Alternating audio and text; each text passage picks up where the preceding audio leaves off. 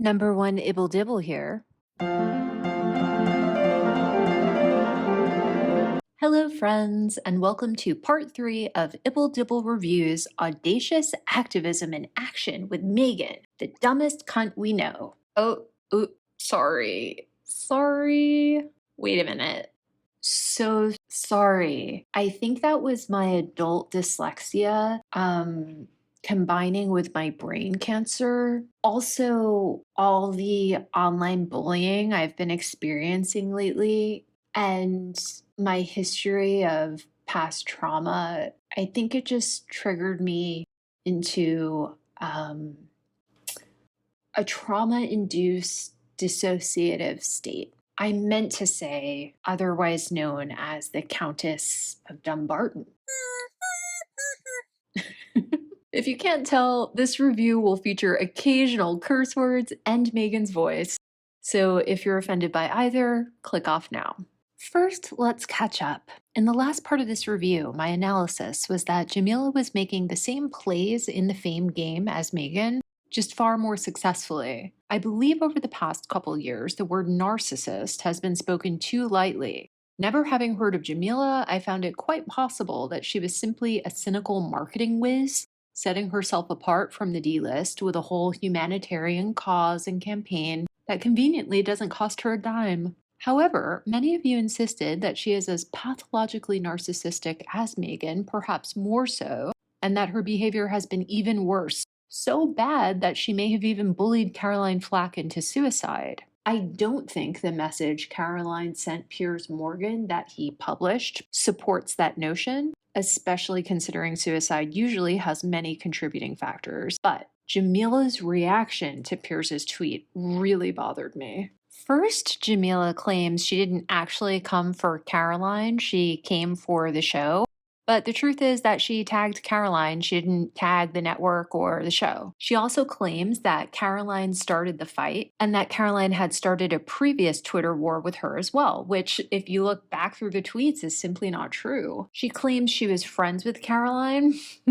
I doubt that. Friends do not castigate and crucify each other on Twitter. And then she claims she's the one being harassed, when she had obviously sicked her followers on Caroline at least twice before, and who knows who else. And she claims that she's suicidal now. To quote our dearest Duchess, "How very convenient."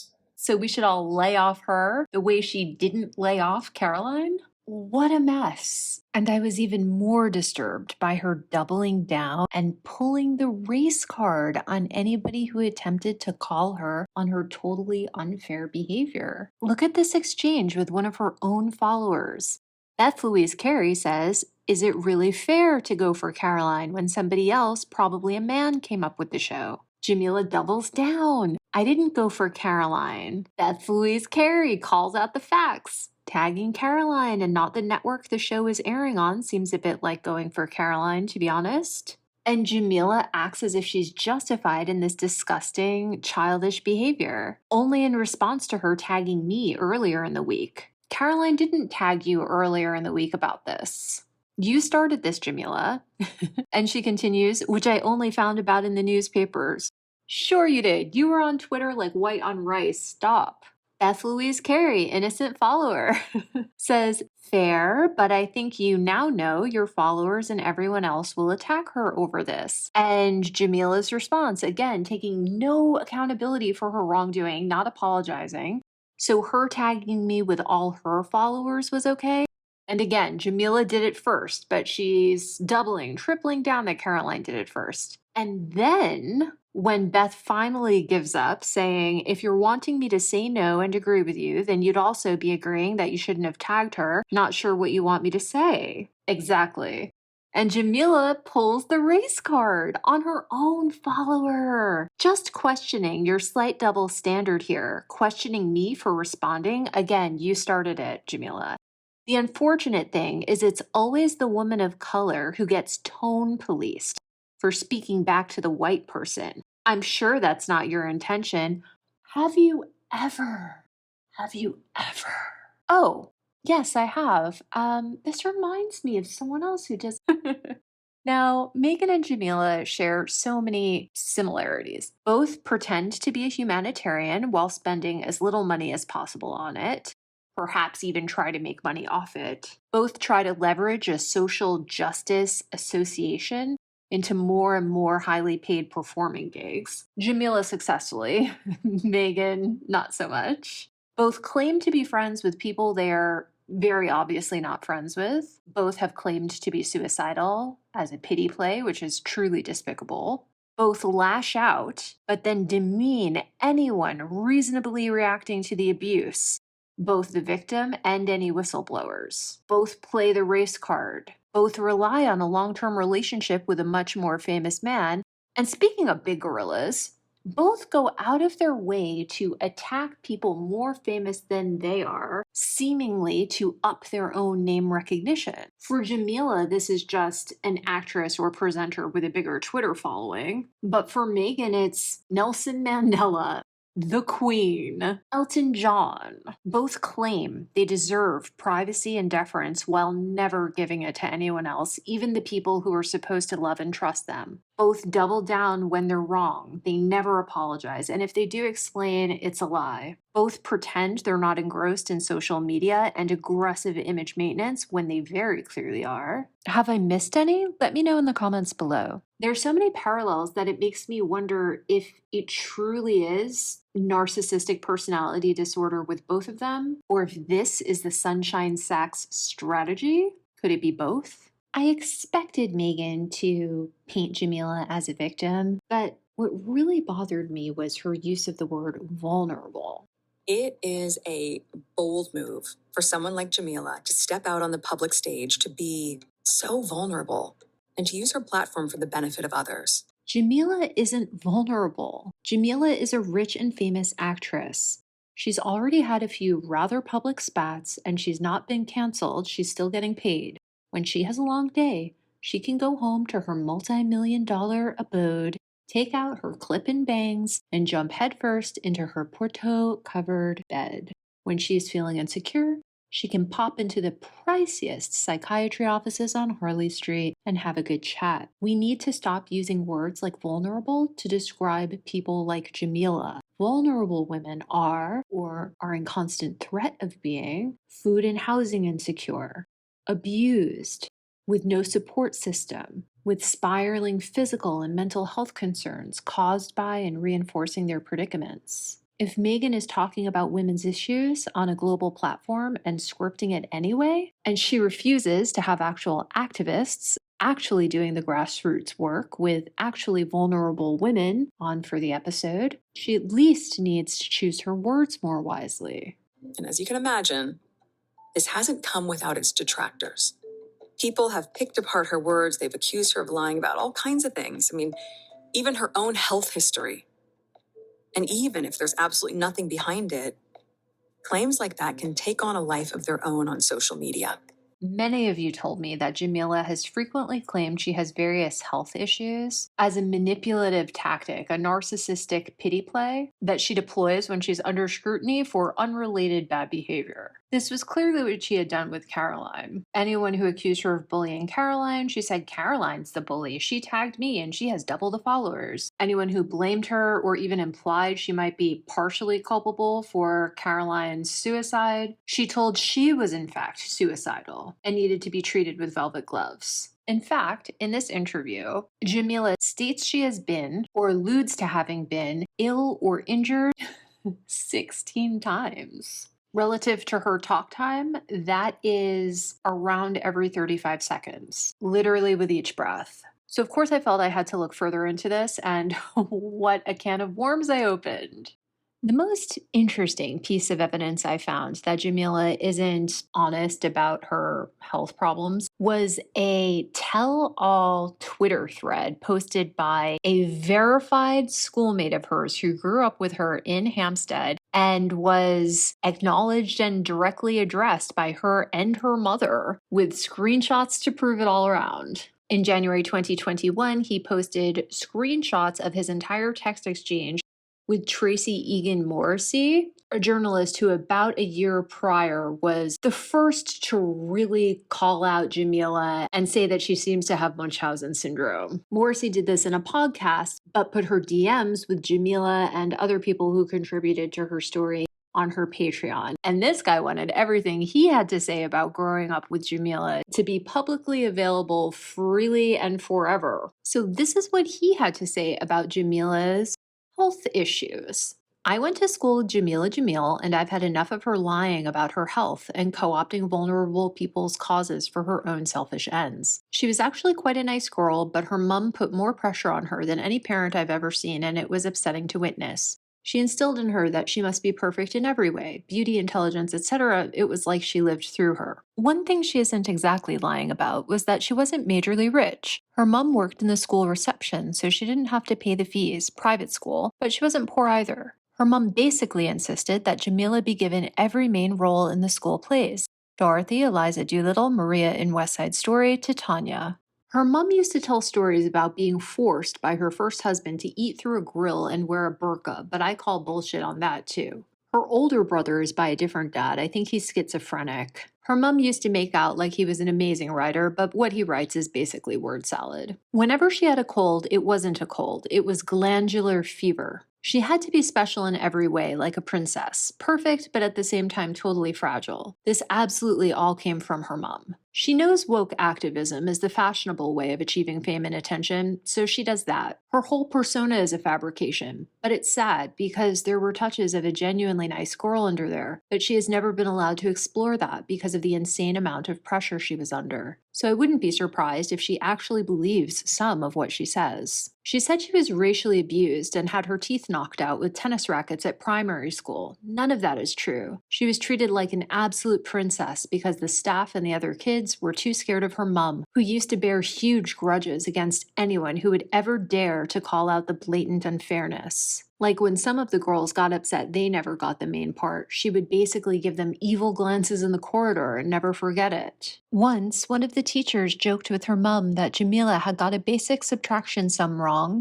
and her mother gave Jameela a withering, hateful look and said, and I quote, "You know, Jameela, I genuinely despair of you." Anyway, we went to different secondary schools from age 11, so from that point on, everything I heard was secondhand. But I maintained a passing interest simply because her mum was such a nightmare, and I wanted to see just how crazy everything panned out for her. My understanding is that, probably due to the insane pressure, she either failed her GSCE, age 16, exams, or didn't do well enough for her quite prestigious school to allow her to stay for sixth form, 16 to 18. A normal person would have either retaken their exams in a sixth form college, which would have allowed her to continue studies, got a job, etc. But of course, that wasn't acceptable to her mum, who was greatly embarrassed. So it seems that together they concocted this dramatic story about running away from a bee and being hit by a car to explain why she couldn't go back to school. I'm not saying nothing at all happened, but whatever it was clearly was grossly exaggerated. You see the inconsistencies start to creep in. Zimmer frame or wheelchair. And I don't know where she got the whole deaf idea from because she never showed any signs of it when I knew her. But it's quite clever because it's an invisible disability, so easier to fake. And of course, the endless list of illnesses and disabilities, which, as you say, never stop her from being able to act or show up to such and such an award ceremony. She isn't even consistent about them. I found the whole "I had cancer twice" crap to be the worst.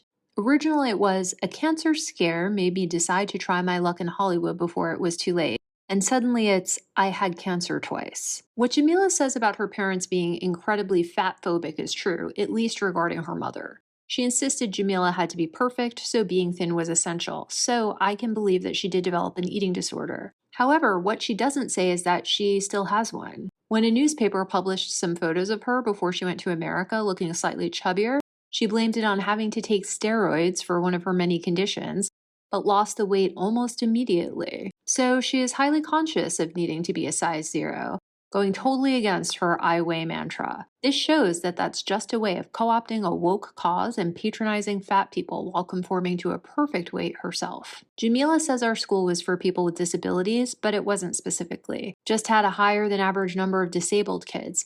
but she never presented as one of them. Our school was pretty unconventional, though, in that they employed some downright inappropriate crazy staff, like Jameela's mom, and also a totally unqualified classroom assistant called Yvonne. She would always make very sexualized comments to and around the kids.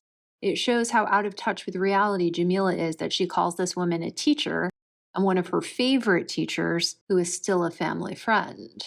I just wish someone would call her out, but it's not easy to pinpoint everything, and you have to follow her whole history to notice all the inconsistencies. But on the other, maybe if someone did call her out publicly, she would totally lose it, which might be an even worse outcome. I just don't like all the influence she's having, especially over vulnerable people who follow her, like she's a sage or savior, when it's all based on lies. Her brother made up his own surname, so I don't know what his real one is or who his dad was. But I think Jameela has persuaded him not to talk to her mom either, and he lives either with or near Jameela in Los Angeles now. Maybe she's trying to get him some help, but she's still very delusional, so I don't know how much better off he is with her. But living with her mother would have been worse. Her mom was so overprotective and ambitious for her, but at the same time didn't seem to really love her. It was like she was just living through her. The feigning illness and disability is a way to get attention, but also a substitute for love. Her mom encouraged her to have all these fake conditions, but at the same time didn't really seem to care about her welfare. It is actually sad, and I oscillate between feeling sorry for her and angry about how she behaves and the platform she's given. Now, if you're still unconvinced that Jameela is lying about her health problems, that people were well within their rights to question her, that Meghan is totally wrong in pretending both that it is taboo to question somebody's health claims and that Jameela is being honest in hers, Jameela and her mother told on themselves, replying to Joshua in their defensive, delusional, spiteful way. First, Shireen Jamil. We always accuse others of what we are ourselves. Take a good look in the mirror, Joshua, if you can bear to. Then take a good look at my gorgeous, beloved daughter and eat your heart out. You will never be worthy of touching her shoes. Are you still completely unhinged? Georgia, Natalie, Jessica, and Michael bullied Jameela senseless. Jessica broke Jameela's back on the heath with a log when she got the starring role in a school play. Which is so nuts. Since when could 7 and 8-year-old girls even pick up logs? Forget crack each other's spines with them.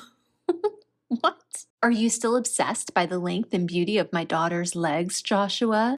Again, I hope you never suffer from the litany of illnesses and accidents my daughter has had to endure as a child and a teenager, right up until her 20s. Addison's disease, brain aneurysm, brain hemorrhage, Ehlers-Danlos syndrome, fibromyalgia, history of domestic violence, malaria, 19 ops, postpartum hemorrhages, PTSD, rheumatic fever, strokes, tinnitus, trigeminal neuralgia, typhoid, osteoporosis, osteoarthritis, vertigo, vitiligo. It was shocking of me to say that about you. Forgive me.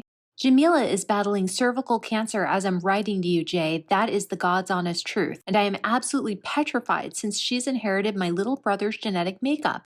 And I lost him at such a very young age. Yep. This is exactly like when Amber Heard took the stand to defend herself, but in fact served as the textbook example of dysfunction. The doctor testifying on behalf of Johnny Depp said she would be. And it gets better. Jameela tags in. I will bring up my cancer as many times as I like, and I'm not going to let someone who doesn't know me, who didn't nurse me through it, tell me if I can or not. This boring and bizarre conversation is the longest time I've spent thinking about you since I was 9. I'm not going to lie, I'm deep down the Jamil rabbit hole. Should I start a sister channel just to mock and expose Jamil as well? I find this so interesting because I think it's the one part of Jameela's playbook that Meghan can't steal. To maintain her image of herself as a royal bride, she can't have any physical health problems because that would imply that something might be wrong with her children and they should all perhaps be removed from the line of succession, etc., etc. The most she can really get away with is depression, suicidal ideation, maybe PTSD, maybe claiming some sort of sexual or physical abuse somewhere. Time will tell. Also, Meghan, don't try to be slick and call Joshua's accusations baseless social media gossip. This is someone who knew Jameela personally during her formative years and probably still knows her better than you. The more you defend someone like Jameela and insult the little people from her past who speak out against her, the more likely the little people from your past will come out speaking out against you. Don't forget it. Okay, I'm going to cut this one off here because we're almost at 20 minutes, but I will be back. I will be finishing up this podcast before I move on to the next, although I know the new podcast released today just because I am so engaged and amused by Shireen Jamil. Don't forget to like, share, and subscribe.